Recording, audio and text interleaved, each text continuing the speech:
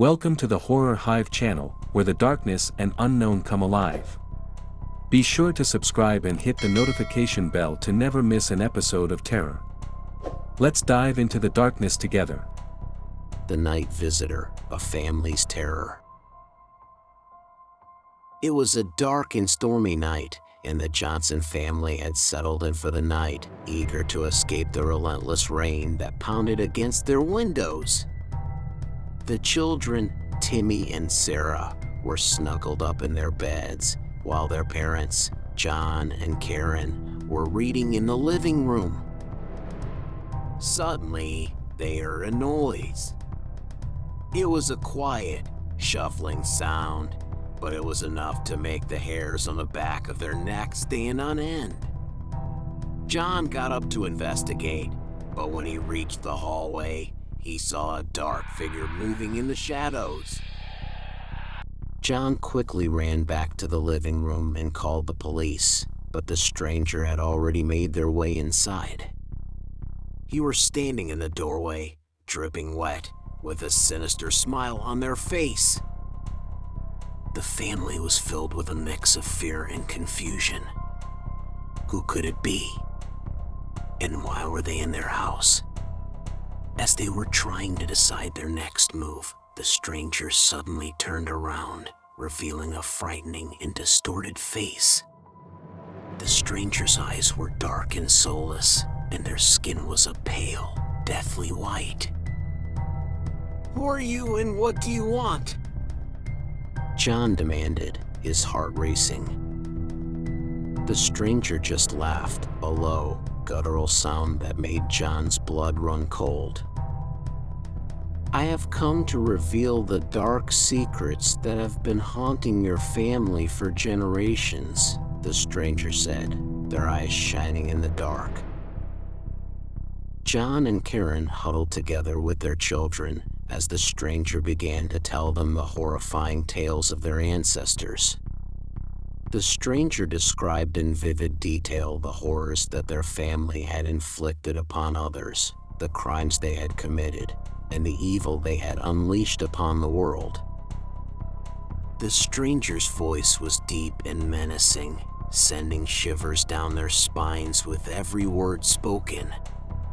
It seemed like the stranger knew everything about them, as if they had been watching the family from the shadows for years.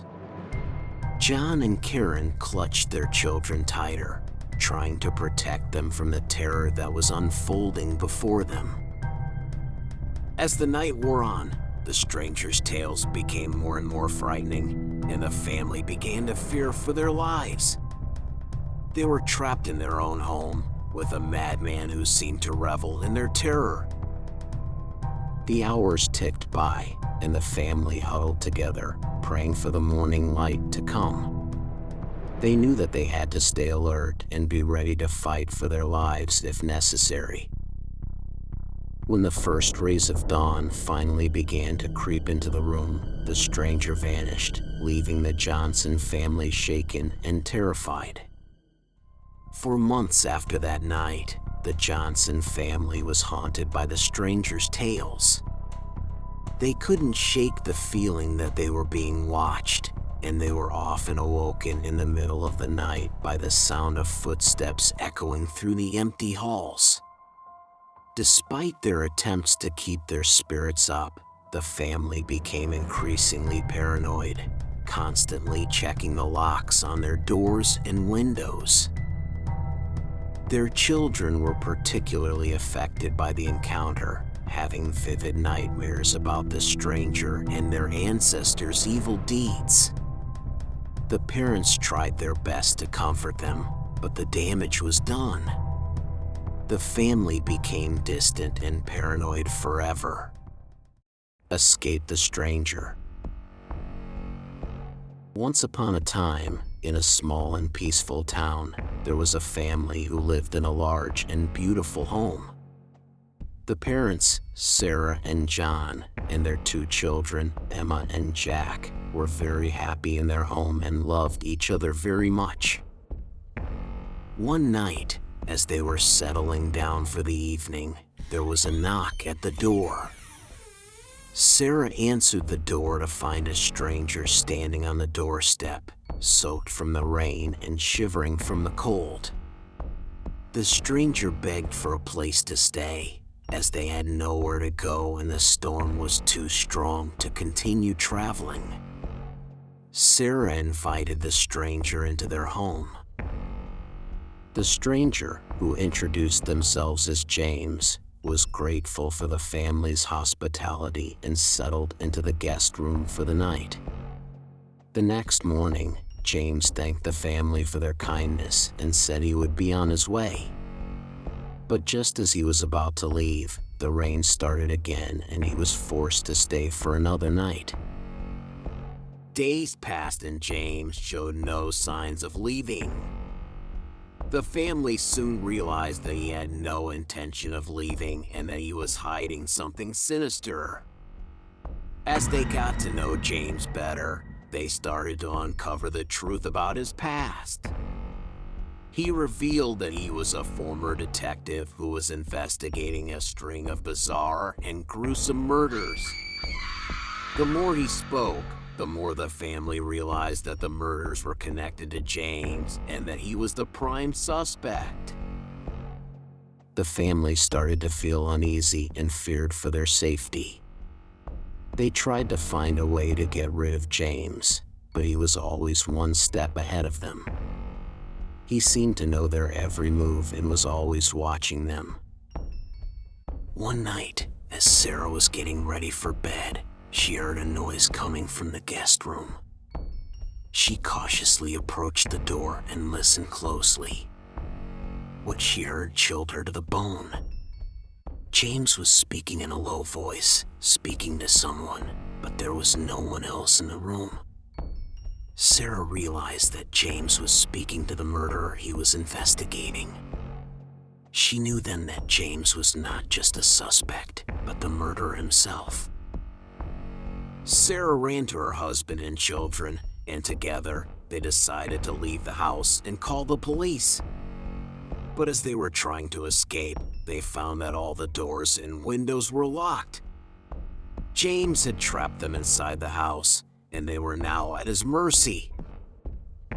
The family was trapped in the house with no way out. They heard James moving around the house, getting closer and closer to them.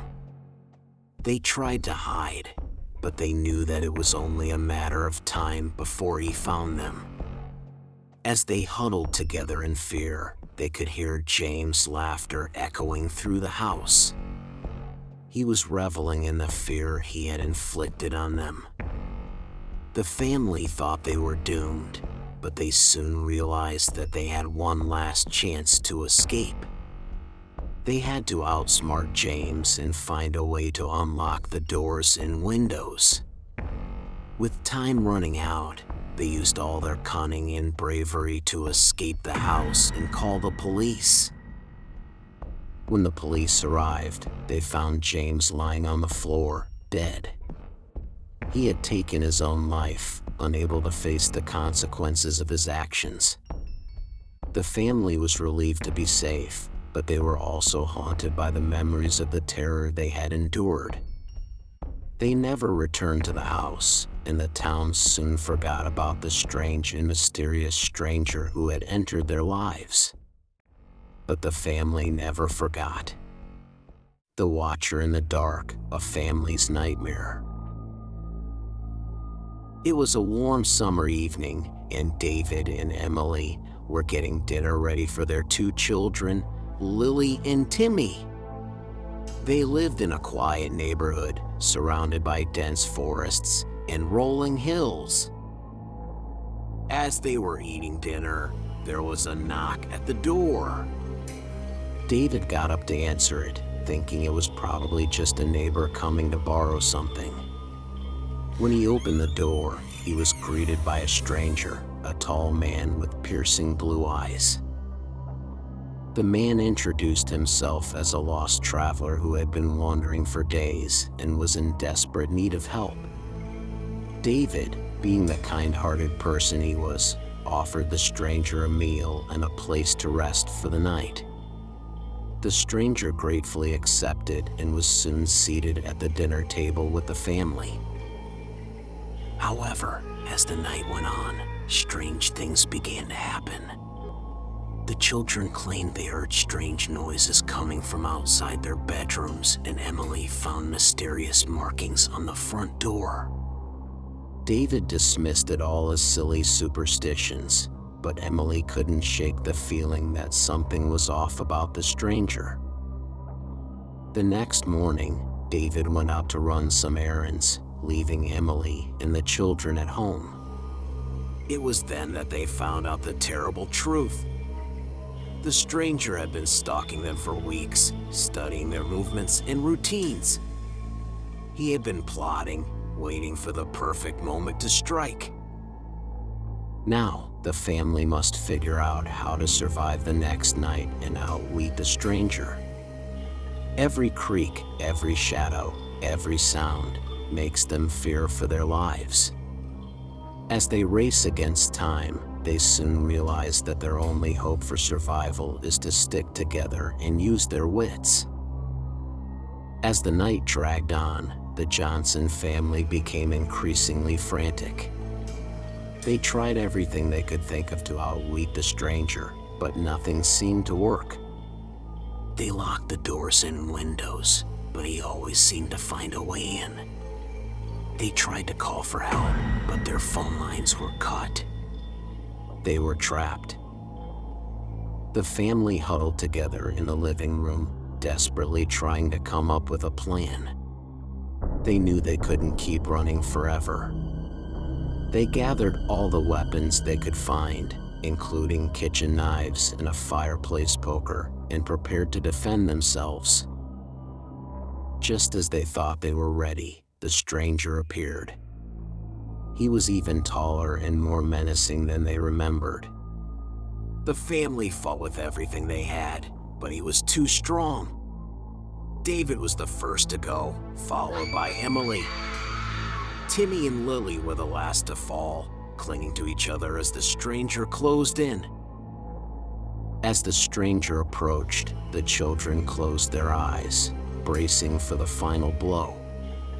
But it never came. When they opened their eyes again, they saw the stranger had vanished. We hope you enjoyed our journey into the world of horror. We strive to bring you the best in horror entertainment, and we appreciate your support. Remember to subscribe to our channel and hit the notification bell so you never miss an episode of terror. Thank you for listening, and we'll see you in our next story.